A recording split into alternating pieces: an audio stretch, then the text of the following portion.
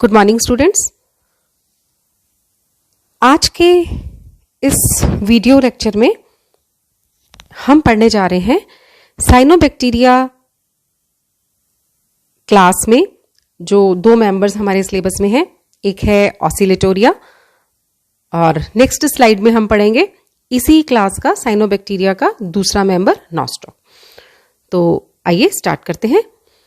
Cyanophyceae जो कि F.A. फ्रिश ने जो नाम दिया था, F.A. फ्रिश ने 1945 के अंदर क्लास साइनोफाइसी को 5 ऑर्डर्स में डिवाइड किया। ये 5 ऑर्डर्स हैं, क्लासिफाई किया उन्होंने। क्रुओकॉकेल्स, जिसमें इर्रेगुलर कॉलोनीज पाई जाती हैं, लूजली अरेंज्ड होती हैं। केमीसाइफोनेल्स, जिसमें प्लांट्स एपीफाइट्स के रूप में पाए जाते हैं।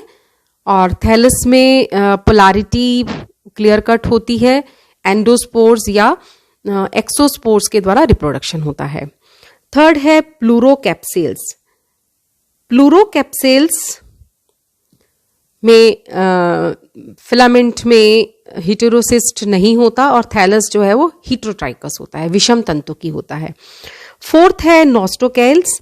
नोस्टोकेल्स में थैलस में ब्रांचेस नहीं पाई जाती, हीटेरोट्राइकस नेचर नहीं होता, हिटेरोसिस्ट प्रेजेंट होता है और कुछ फैमिलीज में हिटेरोसिस्ट एब्सेंट भी होता है। फोर्थ, हमारे सिलेबस में जो 2 मेंबर्स हैं, जैसे मैंने बताया आपको, ऑसिलेटोरिया एंड नॉस्टॉक, ये दोनों मेंबर्स जो हैं वो इसी ऑर्डर के अंतर्गत आते हैं। और थर्ड है स्टिगोनिमेटेलिस। ये जो है इसमें थैलस जो है फिलामेंटस होता है और ट्रू ब्रांचिंग प्रेजेंट होती है और हिटेरोट्राइकस नेचर भी होता है। तो ये 5 ऑर्डर्स हैं। इन 5 ऑर्डर में से मैंने आपको बताया ये 2 मेंबर्स जो हैं हमारे सिलेबस के में आते हैं और ये हम पढ़ेंगे। आइए हम स्टार्ट करते हैं मेंबर ऑसिलेटोरिया। ऑसिलेटोरिया एक लैटिन वर्ड से ऑसिलेर नामक से लिया गया, वर्ड ऑसिलेर से लिया गया है, जिसका मतलब होता है टू स्विंग। स्विंग का मतलब हिलते रहना, दोलन करना। इसकी सिस्टमेटिक पोजीशन जो फ्रिश ने 1945 के अंदर दी थी, उसके according class Cyanophyceae, order Nostocales, family Oscillatoriaceae और जीनस है ऑसिलेटोरिया। करीब 100 के अराउंड इसकी जो जातियां पाई जाती हैं और इंडिया के अंदर 76 जो है स्पीशीज जो है प्रेजेंट है। प्रकृति कैसी है इस प्लांट की?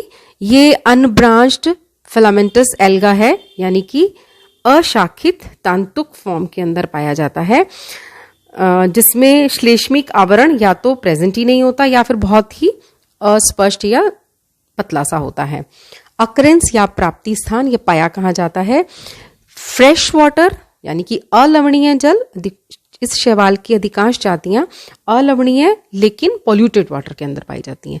इन फ्रेश वाटर, जिसे हम अलवणीय जल हिंदी में बोलते हैं, परंतु वो जल जो है वो प्रदूषित वाटर होता है, उसके पॉन्ड्स, डिचेज एटसेट्रा के अंदर पाई जाती हैं। ऑसिलेटोरिया प्रोलिफिका एक प्लवी जाति है। और इसी तरह से समुद्र के जल में पाई जाती हैं Oscillatoria limosa, Oscillatoria brevis, Oscillatoria salina. Paddy fields के अंदर, चावल के खेतों में ऑसिलेटोरिया प्रिंसिपिस और ऑसिलेटोरिया की फॉर्मोजा स्पीशीज पाई जाती हैं। इसी प्रकार से नम मृदा में पाई जाती है ऑसिलेटोरिया सेक्टा। ये नम मृदा में दीवारों पर ये जो है ये स्पीशीज प्लांट्स जो है ये स्पीशीज जो है वो ऑसिलेटोरिया की पाई जाती हैं।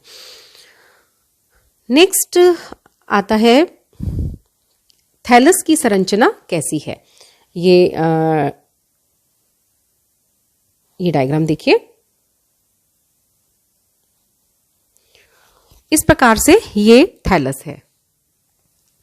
ऑसिलेटोरिया के थैलस के, ये देखो ये थैलस है जिसमें ये सेल्स इस प्रकार से जुड़ी हुई हैं। ये एक हमने इसको इलाबोरेट करके ले लिया है और इस प्रकार से ये सेल्स हमने नजर आ रही हैं। अगर हम इसको वैसे देखें तो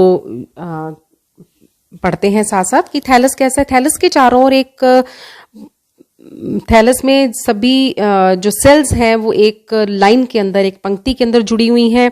बाहर की तरफ किसी भी प्रकार का कोई आवरण, श्लेष्मिक आवरण जो है वो नहीं होता, सुस्पष्ट नहीं होता। तंतु की सभी कोशिकाएं आकार व आंतरिक संरचना में एक समान होती हैं और जो सेल्स हैं वो लंबाई की बजाय चौड़ी ज्यादा होती हैं। ऑसिलेटोरिया एक अनब्रांच्ड फिलामेंटस एल्गी है। ट्राइकोम फाइबर के ऐसा फिलामेंट, फाइबर नहीं, सॉरी, यहां पर आना चाहिए ऐसा तंतु या जिसमें जिलेटिनस शीथ नहीं पाई जाती उसे हम ट्राइकोम कहते हैं। ये सिंगल भी हो सकता है और ये एक मैटेड टुगेदर शीट्स के रूप में भी हो जाता है। बहुत सारी कोशिकाएं एक पंक्ति के रूप में जुड़ी रहती हैं। सभी सेल्स जो है शेप और स्ट्रक्चर में एक जैसी होती हैं, जिनकी चौड़ाई ज्यादा होती है, लंबाई कम होती है। कुछ स्पीशीज में जैसे ऑसिलेटोरिया, प्रोबोसिडिया में एपिकल सेल जो है वो ट्राइकोम की थिकंड हो जाती है और कैलिप्ट्रा बनाती है।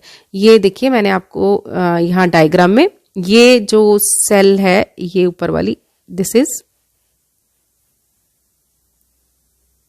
ये देखिए ये कैलिप्ट्रा है, ठीक है, ये कैलिप्ट्रा है। ये देखिए ये कैलिप्ट्रा है। यहां ये अपर सेल है। कैलिप्ट्रा को अगर हमने देखना है तो ये देखिए यहां पर ये कैलिप्ट्रा जो है, ये क्लियर कट ये कैलिप्ट्रा नजर आ रहा है। ये सेल कंपैरेटिवली जो है ऊपर से टोपीनुमा हो जाती है, ठीक है।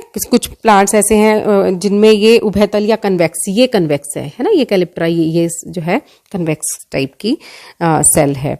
प्रकाश लाइट माइक्रोस्कोप से हमने स्ट्रक्चर देखी तो देखने में ये देखिए इसमें जो सेल वॉल हमें क्लियर नजर आ रही है और साइटोप्लाज्म जो है इसका ये दो भागों में बटा हुआ है। बाहर की तरफ जो कलर्ड है उसे हम क्रोमोप्लाज्म कहते हैं और मध्य की तरफ जो कि अवर्णकी द्रव्य कहलाता है, या हम उसे, ये देखिए दिस इज क्रोमोप्लाज्म बाहर की तरफ और ये अंदर की तरफ जो है वो सेंट्रोप्लाज्म जिसमें कि न्यूक्लियस पाया जाता है। ये इस तरह से ये दिखा रखा है। ट्राइकोम्स जो है नेकेड और जिलेटिनस शीट भी हो सकती है। Cells are prokaryotic in nature, ये मैंने बताया। प्रोटोप्लास्ट इज डिफरेंशिएटेड इनटू परिधीय पिगमेंटेड क्रोमोप्लाज्म और मध्य के अंदर सेंट्रोप्लाज्म पाया जाता है। क्रोमोप्लाज्म में कलर्ड इसलिए होता है क्योंकि इसमें प्रकाश संश्लेषी पट्टिकाएं पाई जाती हैं और सेंट्रोप्लाज्म कलरलेस होता है, इसमें न्यूक्लियर मटेरियल प्रेजेंट होता है। तो ये देखिए इस डायग्राम के बारे में हमने देख लिया। अब अगला जो इंपॉर्टेंट आता है इसके अंदर कि इसमें ग्रोथ किस प्रकार से होती है। ग्रोथ जो है या वृद्धि मुख्यतः विस्तृत प्रकार की होती है, डिफ्यूज टाइप की होती है। सभी सेल्स जो हैं जब ट्राइकोम के अंदर विभाजित होने की क्षमता रखती हैं तो इस प्रकार के विभाजन को हम विस्तृत प्रकार, इस प्रकार की वृद्धि को हम विस्तृत वृद्धि कहते हैं, डिफ्यूज टाइप ऑफ ग्रोथ कहते हैं। सेल वॉल, सेल डिवीजन जो है वो हमेशा अनुप्रस्थ होता है, ट्रांसवर्स डिवीजन होता है। एक और मुख्य इंपॉर्टेंट फीचर है इसमें कि गति किस प्रकार से होती है, मूवमेंट। जब कोई मोटाइल ऑर्गन ही नहीं प्रेजेंट होता तो ऑसिलेटोरिया के ट्राइकोम्स जो हैं वो गति किस प्रकार से करते हैं। तो 3 प्रकार की गति इसमें सजेस्ट की गई है। एक होती है ग्लाइडिंग मूवमेंट जिसे हम हिंदी में बोलते हैं विसर्पी। एक होती है दोलन गति जिसे हम बोलते हैं ऑसिलेटिंग,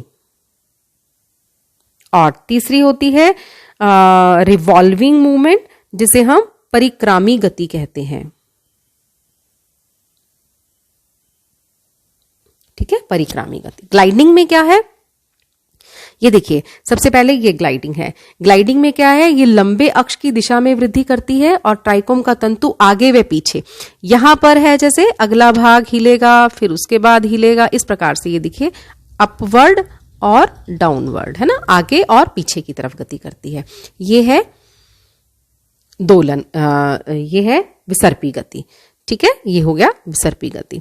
अब है दोलन गति। दोलन गति में क्या है कि घड़ी के पेंडुलम की भांति, जैसे पेंडुलम हिलता रहता है, पेंडुलम देखिए यहाँ पे फिक्स होता है, पेंडुलम इधर जाएगा, सेंटर में आएगा, इधर जाएगा, तो ये थोड़ा इस तरह से गति करेगा, इधर करेगा, इधर करेगा, इधर करेगा, फिर वापस जाएगा, ठीक है, फिर ये इधर करेगा, फिर वापस जाएगा। इस प्रकार से ये गति इस तरह से होती है। तो ये है। और अगर रिवॉल्विंग है, रिवॉल्विंग में क्या होता है कि अपर पार्ट जो है, जो सेल का ये वाला हिस्सा है, ये तेजी से मूव करता है। प्रत्येक ऑसिलेशन के अंत में तंतु का शीर्ष भाग घूर्णन गति करता है, यानी कि थोड़ा सा फास्टली जब दोलन गति होती है तो ऑसिलेशन होता है, तो फिर वो ऐसा प्रतीत होता है कि वो घूर्णन गति कर रहा है और वो गोल गोल घूम रहा है। इन गतियों की क्रियाविधि या प्रोसेस जो है पूरी तरह से ज्ञात तो नहीं है, लेकिन ये है कि जो इनमें म्यूसिलेज या श्लेष्मा पाया जाता है, उसके श्रवण या सिकुड़ने व फैलने से इनमें अनुदैर्घ्य तरंगें उत्पन्न होती हैं, और ये जो अनुदैर्घ्य तरंगें उत्पन्न होती हैं, इनकी वजह से इनमें गति होती है। तो ये 3 प्रकार की मूवमेंट है। ये ग्लाइडिंग, जिसमें ये आगे और पीछे करेगा, ऑसिलेटिंग दोलन गति घड़ी के पेंडुलम की तरफ, और रिवॉल्विंग में अपर पार्ट जो है वो तेज लेफ्ट राइट जाता है, तो इससे हमें ये घूर्णन गति के रूप में ये प्रतीत होता है। ये इस प्रकार से इसमें गति होती है। अब नेक्स्ट आता है इसमें रिप्रोडक्शन। ऑसिलेटोरिया में केवल वेजिटेटिव रिप्रोडक्शन ही पाया जाता है, एसेक्सुअल रिप्रोडक्शन एब्सेंट होता है। अब वेजिटेटिव रिप्रोडक्शन कैसे होता है? कायिक जनन में हार्मोगोन्स का निर्माण होता है। ये मैंने आपको बताया था पहले कि ये देखिए, ये सेपरेशन डिस्क बन जाती है, ये पार्ट जो है हार्मोगोनिया कहलाता है। ये सेपरेशन डिस्क, हम इसको नेक्रीडियल डिस्क भी बोलते हैं, NECRIDIAL। पृथक्करण, बिंब या पट्टिका।